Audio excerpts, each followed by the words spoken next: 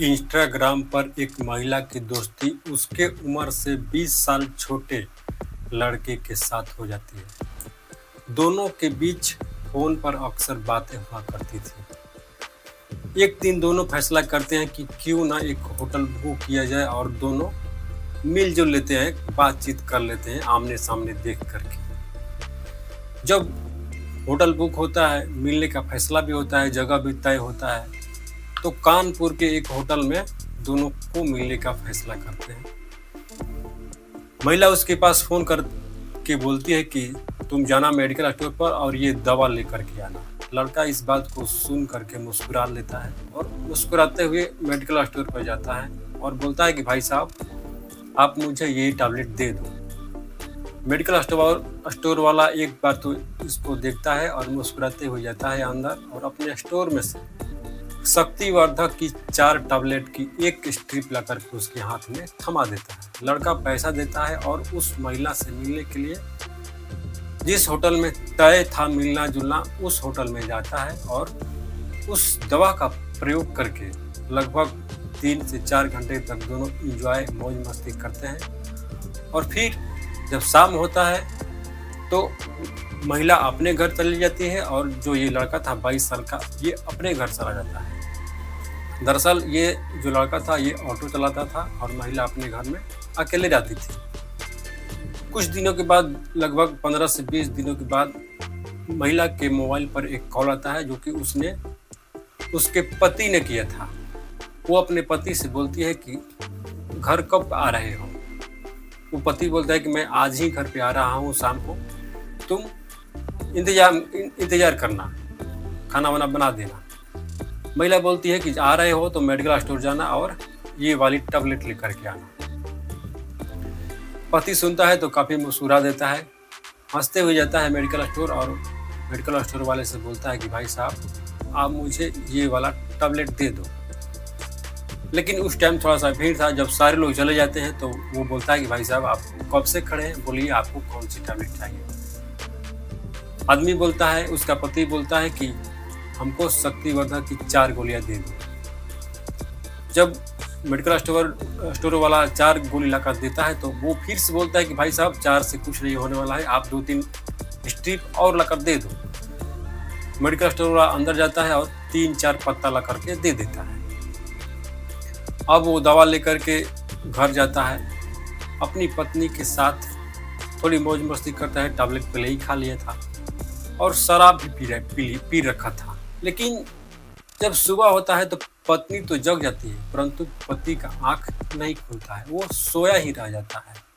इस दृश्य को देख करके पत्नी काफी घबरा जाती है और वो जोर जोर से रोने लगती है। अक्सर जब सुबह होता है तो सभी घरों में शांति होता है, लेकिन इसके घर से रोने की आवाज़ सुन करके अगल बगल के लोग आते हैं और देखते हैं कि उसके पति का लाश जो है बेड पर पड़ा हुआ है। इस चीज़ को देखकर काफ़ी लोग घबरा जाते हैं और उसके भाई को फ़ोन करके बुलाते हैं। साथियों, उसके पति का मरने का वजह क्या था? क्या उसने उस दवा का ओवरडोज ले लिया था? क्या कोई और अन्य कारण भी हो सकते हैं? तो इस बात को जानने से पहले आपसे रिक्वेस्ट कि आप मेरे चैनल को सब्सक्राइब कर लें। दोस्तों, ये घटना उत्तर प्रदेश के कानपुर के बिठूर जिले के थुरूर नगर मोहल्ले का है।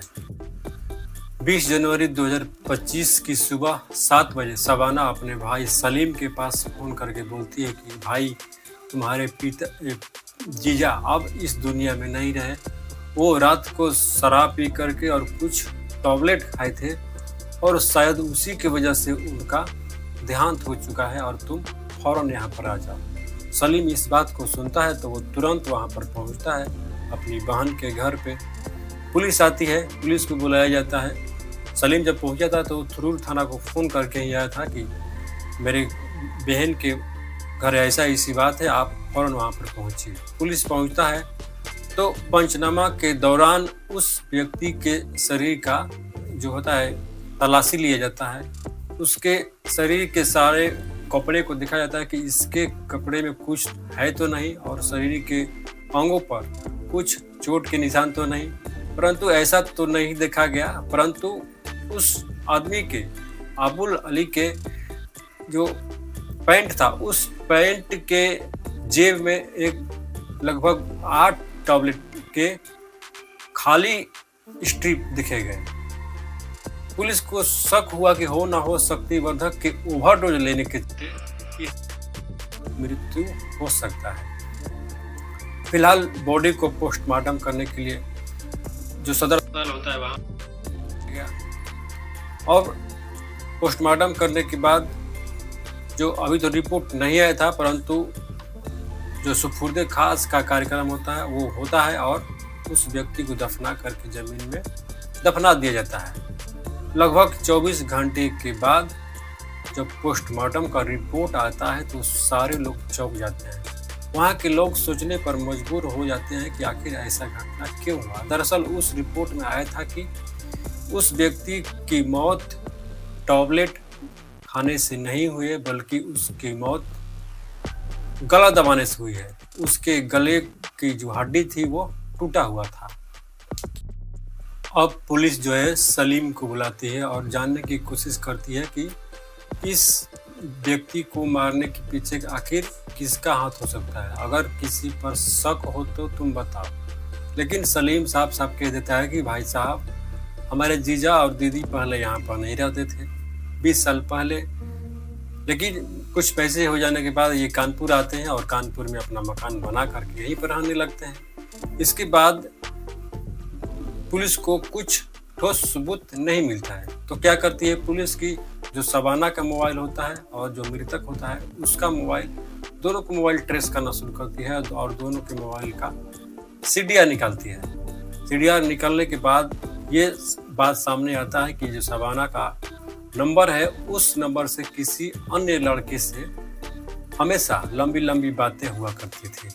अब पुलिस के कान खड़े होते हैं और उस नंबर के लड़के को उठा करके लाती है और शबाना के सामने पेश करती है कि तुमको इस लड़के से आखिर क्या रिलेशन है, तुम इस लड़के से इतनी लंबी लंबी बातें क्यों करती थी। सलीम की से पूछा गया कि ये लड़का कौन है, क्या है, तो सलीम साफ साफ बोल देता है कि साहब, मैं इस लड़का को जानता तक नहीं। उस लड़के का नाम रेहान था। अब बात सामने आता है कि जब रेहान अपना जो इंस्टाग्राम आईडी होता है उस आईडी से शॉर्ट वीडियो देखता था और उसके शॉर्ट वीडियो में इस महिला का जो शॉर्ट वीडियो है वो आता था, और उस शॉर्ट महिला वीडियो के वो लाइक करता था, कमेंट करता था, और कमेंट लाइक करते करते दोनों की बातें मैसेज द्वारा होने लगा। कुछ ही दिनों के बाद मैसेज फ़ोन पर आने लगे, फ़ोन के द्वारा दोनों के बीच बातचीत होने लगा और दोस्ती गहरी होती चली गई और इतना गहरा हो गया कि दोनों होटलों में मिलने जुलने लगे, दोनों के बीच में संबंध भी बनने लगे थे। परंतु उसका पति जो था वो बीच में रोड़ा बन रहा था। वो चाहती थी कि वो बीच के रास्ते से निकल जाए। वो महिला ने रेहाना ने इस बात को अपने प्रेमी से भी कहा। प्रेमी बोलता है कि चलो ठीक है, मैं तुम्हारा काम कर दूंगा। एक लड़का है जिसका नाम उसने बताया विकास भी उसके साथ में ऑटो चलाता था, परंतु कुछ दिनों के बाद ऑटो उसका नहीं रहा। हो सकता है कि ऑटो बेच दिया होगा। वो कहीं पर जाकर के खाना बनाने का काम करने लगा। वो विकास के पास फोन करता है और बोलता है कि ऐसा ऐसा काम करता है। दरअसल रेहान और शबाना के बीच बात होता है कि इस पति को क्यों न मार दिया जाए। अबुल आली जो उसका पति था उसको मारने का प्लान बनाते हैं, और एक दिन वो महिला अपने पति के पास फ़ोन करती है और बोलती है कि तुम मेडिकल स्टोर जाना और रात को कुछ अलग तरीके से काम किया जाएगा। वो जाता है, शक्तिवर्धक की लगभग 8 से 10 टैबलेट लेकर के आता है, और जब वो टैबलेट खा करके जब सोता है तो कुछ तो कर नहीं पाता है, परंतु क्योंकि उस महिला ने उसको इतना शराब पिला दिया था कि वो बेसुध हो गया था। लगभग 19 जनवरी 2025 के दिन रेहान और ये विकास दोनों घर पे पहुंचते हैं लगभग 1 बजे रात को। जब पहुंचते हैं तो दरवाज़ा तो खुला था। दरवाज़ा खुला होने के कारण वो आसानी से अंदर चले जाते हैं, और ये जो पति था वो बेसुध पड़ा हुआ था बेड पर। अब ये महिला क्या करती है शबाना कि उसके छाती पर चढ़ जाती है।